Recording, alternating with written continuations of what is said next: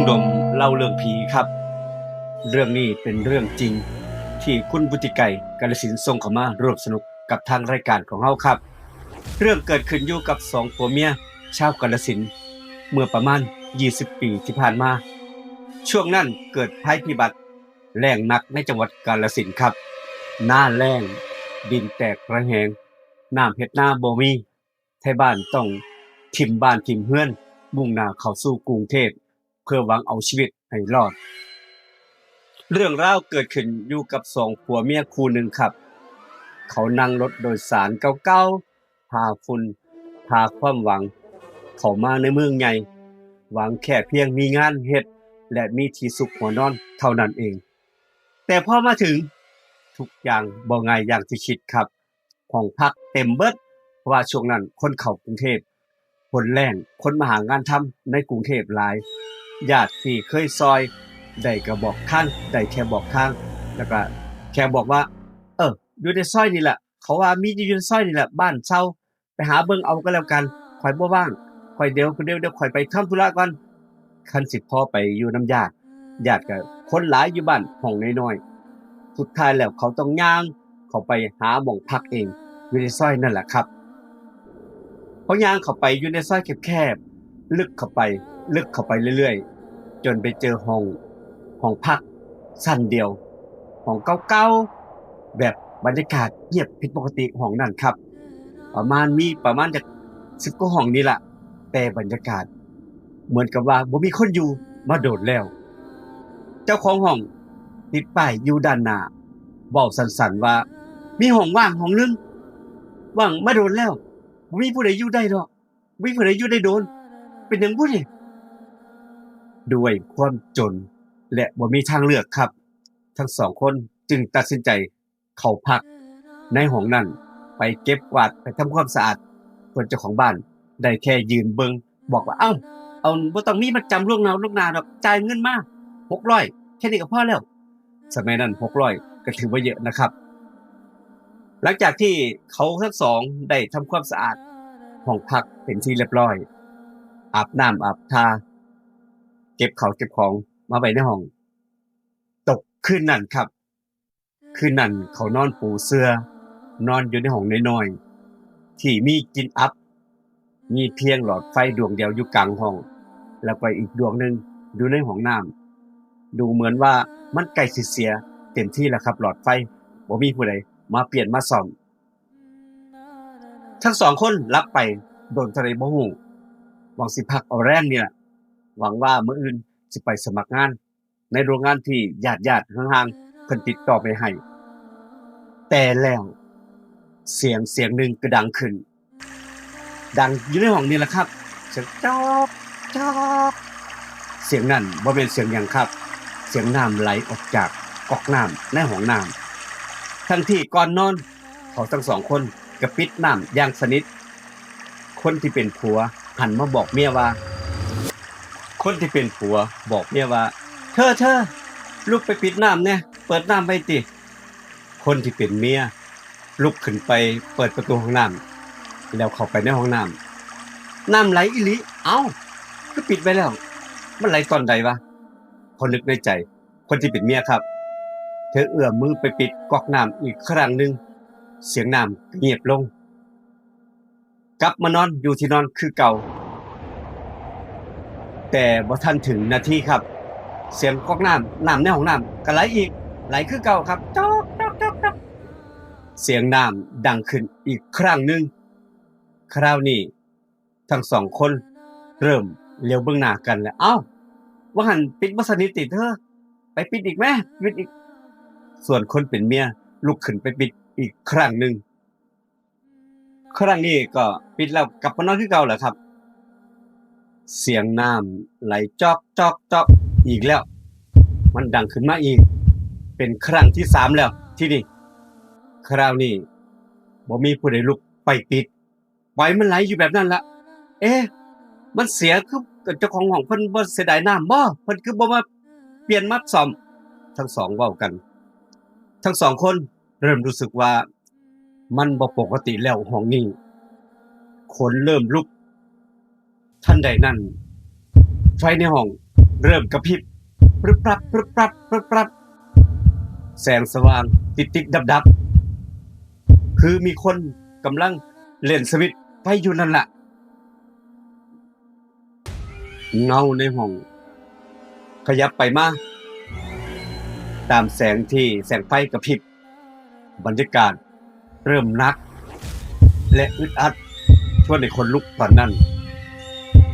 ทั้งสองคนเหลียวเบื้องหน้ากันคนลุกแล้วก็มีเสียงหนึ่งดังขึ้นคลึกคลึกคลึกเสียงมีเสียงบางอย่างเหยียบพื้นปูนย่างมาของสุดท้ายดังคลึกคลึกคลึกเสียงฝีเท้าดังชัดขึ้นเรื่อยๆครับมันบ่แม่นเสียงสัตว์เสียงเอียงแล้วมันคือเสียงคนย่างและมันดังมาจากหน้าห้องด้านหน้ามาห้องสุดท้ายที่เฮาอยู่ตอนแรกเหมือนกับว่าสิเดินผ่านไปแต่บ่แม่นเสียงนั้นบ่ได้หายไปมันค่อยๆเดินซ่าๆย่างซ่าๆหนักๆดังกรึกกรึกกรึกเข้ามาใกล้ใกล้ขึ้นเรื่อยๆทุกก้าวเหมือนกับว่าเหยียบลงหัวใจบดขยี้ความรู้สึกในตอนนั้นที่ทั้งสองคนใจจดใจจ่อนั่งฟังอยู่สองผัวเมียนั่งตัวเก่งอยู่ตอนนั้นบ่กล้าหายใจแห้งเสียงนั้นยังคงย่างอยู่หน้าห้องดังกรึกกรึกกรึกเวลาเท่าใดบ่ฮู้จนกระทั่งมันมาหยุดเสียงมันมาหยุดอยู่ตรงหน้าประตูหน้าห้องที่เฮาอยู่นี่ล่ะบ่มีเสียงเอียงตอบรับบ่มีหยังเสียงเอิ้นเสียงย่างเงียบจนได้ยินเสียงหัวใจทั้งสองคนนี่แหละแทบหยุดเต้นลมหายใจสองคนกระทบกันในตอนนั้นเงียบจนได้ยินเสียงหัวใจของเจ้าของเต้นตึกตึกตึกแล้วท่านใดนั่นได้ยินเสียงแกรกเสียงลูกบิดประตูถูกล่องหมุนเบิงคือจังมีคนมาหมุนลูกบิดเบิงนี่แหละดังตักตักตักคนที่เป็นเมียเอามืออุดปากน้ำตานี่ไหลเลยทีเดียวส่วนคนที่เป็นผัวนี่แหละกำมัดแน่นแต่บ่กล้าขยับตัวแล้วก็มีเสียงหนึ่งดังคลื่น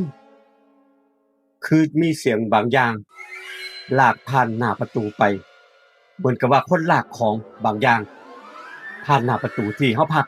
ดูนั่นแหละไปเสียงดังซ่าๆดังยาวๆก่อนที่ทุกอย่างสิเงียบลงอีกครั้งหนึ่งแต่ความเงียบครั้งนี้มันน่ากลัวกว่าครั้งที่ผ่านมาหนักขึ้นกว่าเดิมเป็นตาย้านขึ้นกว่าเดิมเพราะทั้งสองคนรู้สึกได้ว่ามันบ่ทันได้ไปไสมันยืนอยู่หน้าห้องยืนอยู่หม้องนั้นสองผัวเมียค่อยๆลุกขึ้นไปมองผ่านหน้าต่างแสงไฟด้านนอกสลัวๆและเขาเห็นเงาคนดำๆยืนอยู่ตรงหน้าห้องก่อนมันสิเริ่มเดินซ่าๆเดินวนไปวนมาเหมือนย่างไปย่างมาเพียงย่ามรักษาความปลอดภัยอยู่ในห้องแถวนี่ล่ะกำลังย่างตรวจเหี่ยงบางอย่างแต่บ่มีตัวตนมีแค่เงาท่านใดนั่นไว้ในห้องดับพรึบไปความมืดเข้ามาปกคลุมทันทีลมเย็นวูบพัดเข้ามาเอาเสียงปีเท้ายังคงดังอยู่หน้าห้องกรึกกรึกกรึกทั้งสองคนกอดกันแน่นโตสั้นบ่กล้านอนอีกตอนนั้นคืนนั้นบ่กล้านอนกอดกันแน่นเลยน้ำตาไหลขนลุกเลยทีเดียวสองผัวเมียคืนนั้นบ่ต้องนอนกัน